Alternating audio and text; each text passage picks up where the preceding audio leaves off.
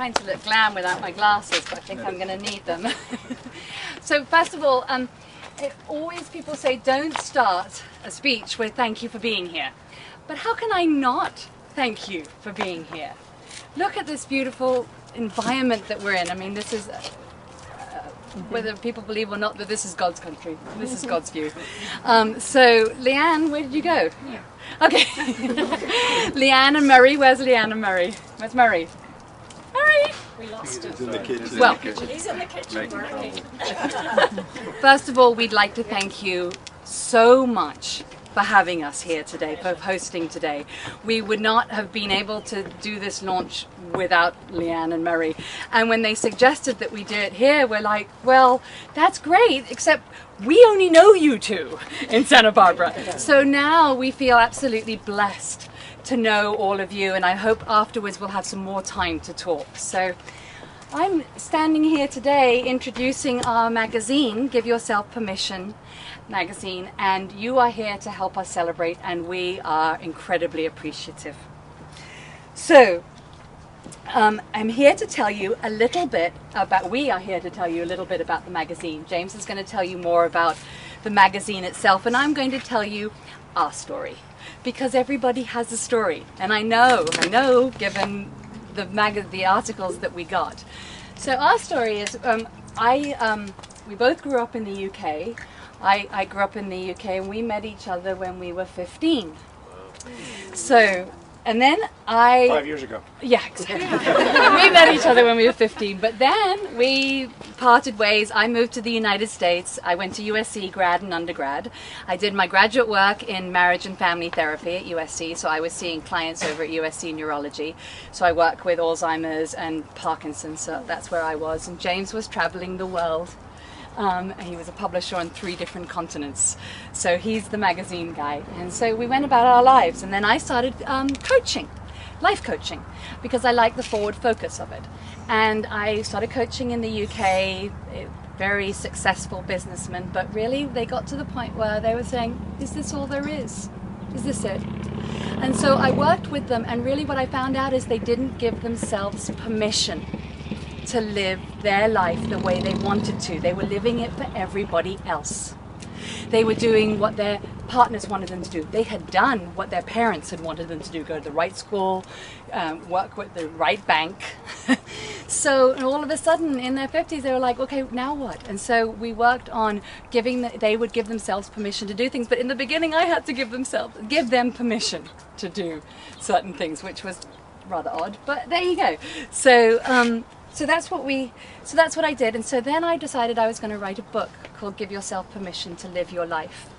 And really what I did in that book was tell my story of how I gave myself permission to live my life. I had been diagnosed with a chronic illness. I had lived life really trying to be the perfect daughter, person, girl for my socioeconomic background, and I realized that I wasn't being authentic to myself. And so I wrote the book because I saw that in so many of my clients, and then I had stories from my clients, and so I brought some of the stories from my clients into the book. And so the books we have it here, so if people are interested. But then from that, at that point, I was in the middle of writing the book, and 2.5 years ago, James called me up out of the blue. We hadn't seen each other in 27 years. And he found me on Facebook, and he said, and we'd both been married and both lived in different continents. We were both back in London. We were both single. And he said, let's have lunch. And I said, no! I had finally got to that place when you've been divorced for 8 years where you're like, I've got a book coming on, I'm going to conquer the world, this is going to be great, I can do it on my own. And of course I could do it on my own. But we did this. He goes, come on Priya, let's not let it go 27 more years. I thought, all right. So we had lunch. And the rest, I might say, is history. So that was 2.5 years ago. We got married in December of last year, and we moved to Santa Barbara, to Carpinteria, to my mother's flat, which she said we can go and stay. You can stay there for 3 months until you find somewhere you like.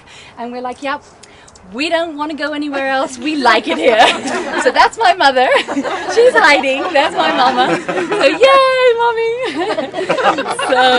So that's how we've ended up here. And really the first people we met were Leanne and Murray. And so we're so incredibly grateful for their friendship. So we started the magazine. James, when he saw my book, he proofed it more times than anybody. And he said, you know, we should do a magazine. Everybody has a story.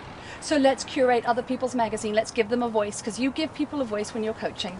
But let's give them a voice on a much bigger level. So he's like, we can do it. I'm like, okay. So we moved to California. We thought would be a better place. So we moved here, and we've been here since January. And we've been working out of the flat, and we finally got offices. So we're growing, and we've got, you know, people coming in and working with us. And so we're incredibly, incredibly grateful for this opportunity. However, there is one person I really want to acknowledge. Kathy, where are you? Oh, there we go. Kathy is our designer. And Kathy, we met Kathy, talk about the universe conspiring, or the gods, or whatever it is, or whatever anybody thinks. But Kathy and James saw each other across the tennis courts. One very warm February afternoon, this February, and Kathy says, the story goes, Kathy could not understand why anybody would be wearing an Australian bush hat in the middle of 90 degrees playing tennis. So she wanted to know who was wearing this hat. And so they started talking.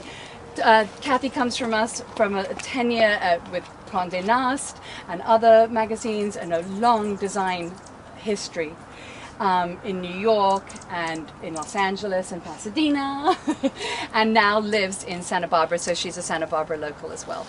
And not only Kathy has opened her heart and soul to make this magazine what we envisioned it to be, and put a lot of herself into it. So we are incredibly grateful. Thank you. So Kathy, thank you very, very much. We would not have been able to do it without her, and besides, she's a lovely person and great to work with. So, I haven't flipped any of my little cards here, but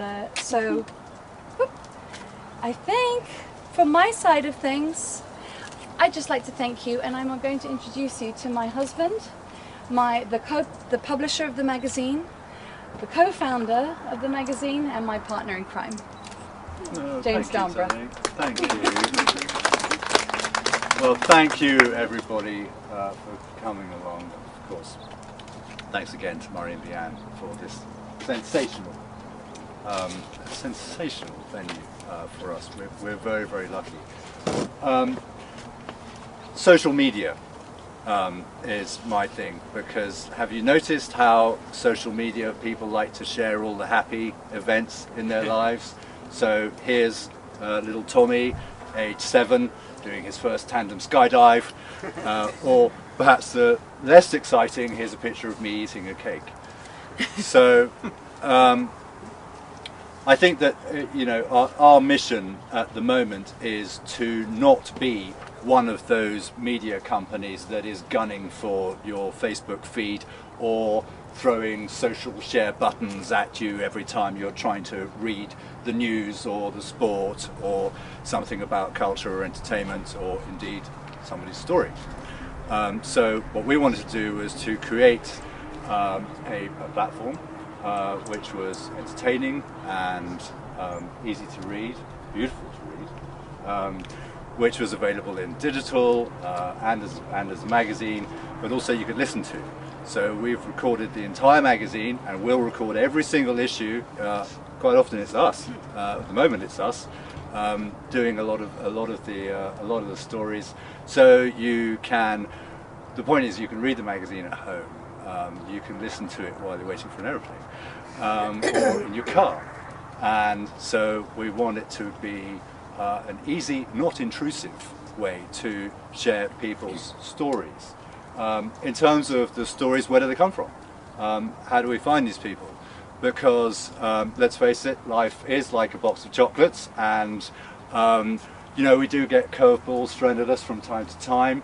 There are lots of hurdles and obstacles that we all encounter. We all have experience of this, and so we wanted to, rather than find experts that we could pay lots of money to on a per hourly basis, who could tell us how to have healthy relationships and how to achieve the perfect work-life balance and financial freedom and deal with bereavement and everything else squeezed in between. We wanted to find everyday people who've experienced those things, and we have, and we continue to do so, and we're very, very lucky and very humbled to get stories from people who are just like you and me, who have experienced well, I think triumph over adversity is what I'll call it, because these are people who have come across a crisis often, and then they have accomplished great things, no matter what life has thrown at them. But they're not experts in their fields. One or two of them are actually, but the point is they won't lecture you on how to live your life, because I don't know about you, but I'm getting a bit tired of people telling me how to live my life. What they will do is through demonstrating a lot of courage to share their stories and a lot of time and a lot of effort, they will hopefully inspire you, and that seems to be the feedback we're getting so far, is that it's working. So we're very, very lucky on that front. I think that that's probably enough from me. I'm just feeling incredibly lucky to be standing here with you all, doing what we're doing. It was a bit of a leap of faith. We don't have 9-to-5 jobs anymore. But I think there's probably one last thing. There's one very important thing is, if you haven't got the magazine yet, you can buy it.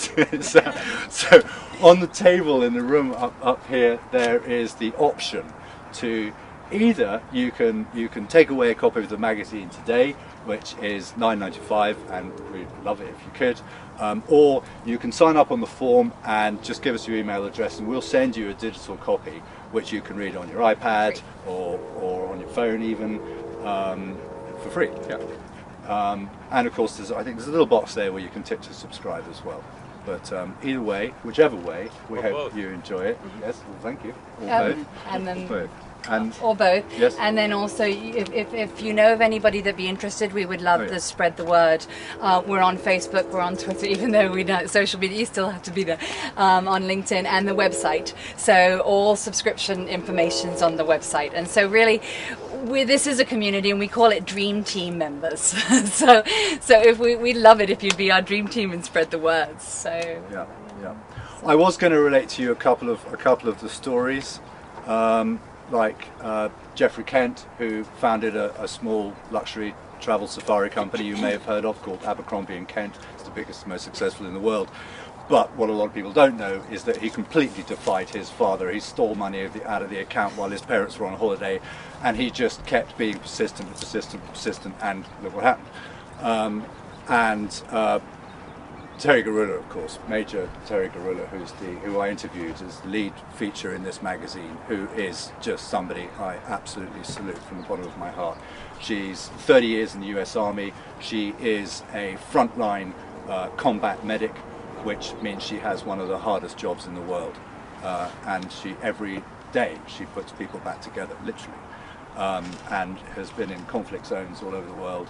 But the thing is, she's a single mother as well, and so that was, to me, that's what really why I had to find her. And I found she was based in South Korea at the time, and just wasn't going to let go until she spoke to me. And now we've become good friends, and we talk a lot. And she's actually, just last week, she's announced that she's been made the head of the Emergency Medical Treatment Center at Fort Benning at Atlanta, and she's the first person to hold this position who is not a surgeon or a senior physician, because she's actually a physical PA. assistant. She's a PA. And she's a woman, of course, which is the first time that's happened too. So she really is a hero. But the point is, she's just a single mum from Georgia, you know. So that's what we're doing, I hope.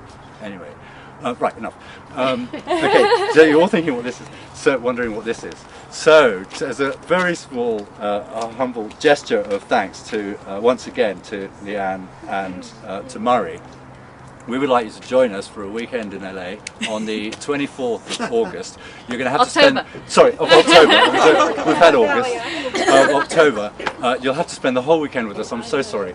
And it's really self-serving. these are the tickets to the USA, USC. USA? The USC Utah game. So, Fight on. thanks.